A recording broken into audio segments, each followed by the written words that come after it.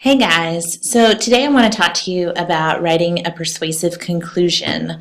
Lots of you have been asking, how do you write a good conclusion that's not just regurgitating the same thing over and over and over again?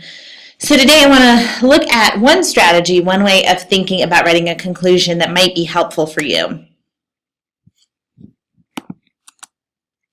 So the purpose of a conclusion is to wrap up, to provide the final word on a topic, to pull all of your various pieces together in one place and put the last nail in the coffin of your argument so that your reader will walk away from your paper utterly and completely persuaded. That's what you're trying to do. You're not just trying to repeat yourself just because you have to have a conclusion and conclusions repeat themselves, but you're trying to write in such a way that the reader can see your big picture. They can see your big idea fully, and they are completely buying in to what you're selling. Now, don't forget you have models for conclusions in your mentor texts for this study. Each of them wraps up in a different way, and you can always go to one of those as a model for help by asking yourself, how are my mentors doing this? How does each of those take on this act of concluding and wrapping up? But I do want to show you another way to think about it today. So think about Law and Order or any of those police procedural courtroom shows. I love these because when I was little, I wanted to grow up and be an attorney. And I love in particular their closing arguments where they are standing before the jury, summarizing the case that they've made and convincing the jury to vote on their side. So I want you to look at Law and Order and see what we see Jack McCoy do. Jack McCoy is the prosecutor in this case, and the case that I'm going to show you the little clip from, he is trying to get a teenager convicted for giving a classmate drugs that ended up killing them. So first you're going to see the defense attorney try to make her persuasive case, and then you're going to see the prosecutor, Jack McCoy, make his persuasive case, and I want you to think about his techniques. How is he doing this? Let's watch it together. That's a lot of pills, isn't it? Precisely the amount that Gregory Loomis took over his 2 years on Sentinel. It was supposed to help him study and achieve his full potential. But what he didn't know, and what his parents didn't know, and what the doctor didn't know, was that every one of these pills could be as lethal as a bullet. No one knew because the manufacturing drug company never told anyone about possible side effects of suicide or murder. Tragically, one of these bullets went off and killed Alex Garcia. Now, Gregory is not a criminal. He didn't volunteer to take these pills. It was not his choice. He's a child. And he did as his parents told him. And his parents did what the doctor told them. And the doctor prescribed this medication because he had been assured by the manufacturer that it was safe. Now follow that line, and you'll find where the blame lies. But it does not stop at Gregory. He is not responsible for this tragedy.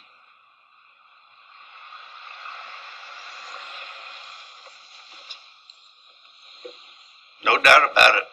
Rebecca Shane and her team have put on a dazzling defense.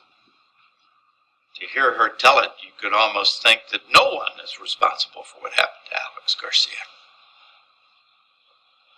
We're counting on your good sense to remember that behind the impressive display, the facts remain the facts.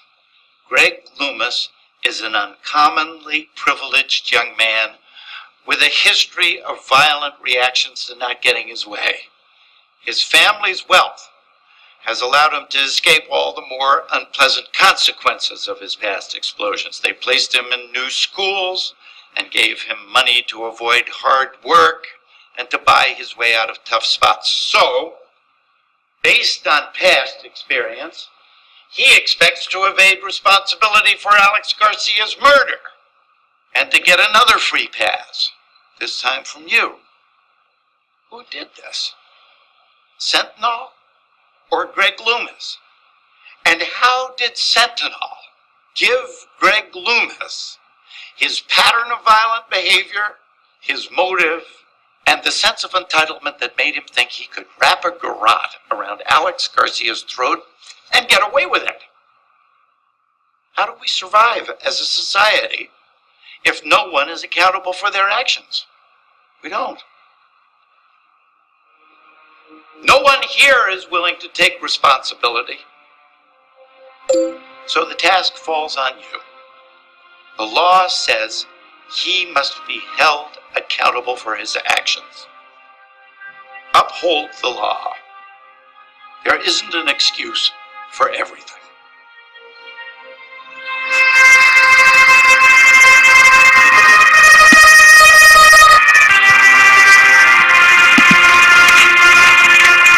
So you are probably completely persuaded by now, as is the jury. Spoiler alert, the jury is totally persuaded.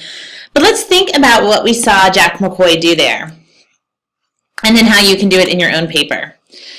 So what we see him doing, he uses a tone of calm authority, right? He's not being aggressive or assertive. He's really, really calm, but he's totally sounding like the expert. He's totally sounding like we should listen to him and, do what he says that we should do.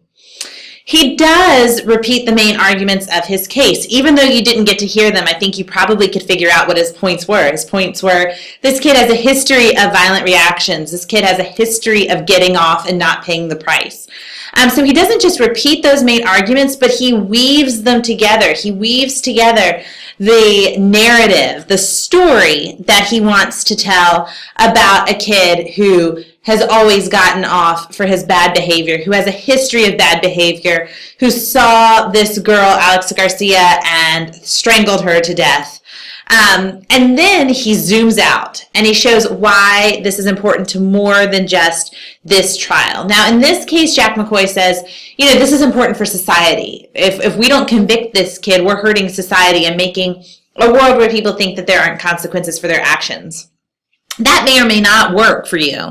It depends on the argument you're trying to make. But maybe you're saying how it's important to the whole text that you're studying or writing about.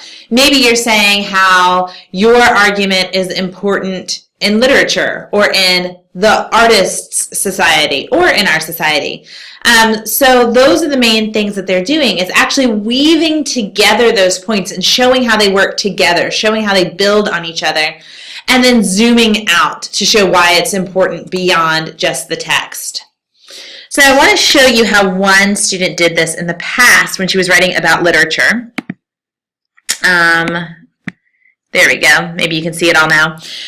So this is a student from a couple years ago, and she was writing about a text called The Thief and the Dogs. And I've color marked for you where she does these three things: the connected recap of major points, the zoom out, and then the ta-da, like the new conclusion that we can draw from this, the why it's important.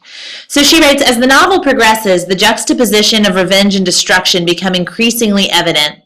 At first, Saeed parallels revenge with satisfaction. He enjoys the thought of ruining his betrayers, but as he obsesses with revenge, he ends up in a pattern of self-destruction. With Sana's rejection, he loses sight of any hopes to improve his life. Once he demeans his life to having no purpose other than revenge, he mentally destructs. Mahfouz then reveals that the mental deterioration directly brings about his physical destruction through the ironic dialogue of the police and the detailed description of his demise. However, because the novel is so centered around the development or decline of Saeed's mental state, the destruction largely contributes to the elements making The Thief and the Dogs a psychological novel. Mahfouz shows that Saeed finds motivation and satisfaction through revenge. But when revenge instead leads to Saeed's self-destruction, his death takes on a new meaning. While his death is representative of his final physical destruction, it is also a liberation from his ongoing mental deterioration, allowing Saeed's need for peace with his past to be finally fulfilled. So this writer might be doing something really different than what you're doing in your paper. But again, the important thing here is to think about the three sort of parts of an effective conclusion. We have here the linked together body paragraphs. Each one of these sentences is pretty much one of her body paragraphs. But you can see how she uses transition words like but and once and using kind of compound sentences to tie those points all together. Then we have the zoom out. This is actually important because it shows that this is a psychological novel. And then you have the ta-da. Since it's a psychological novel, we can actually see this liberation from pain and the past. Okay? So something to try. Try these 3 steps. Obviously, you are the writer. The choices are yours to make. But think about how you could sort of use this as a concept to help you write your way out of your paper and be really persuasive as you close it.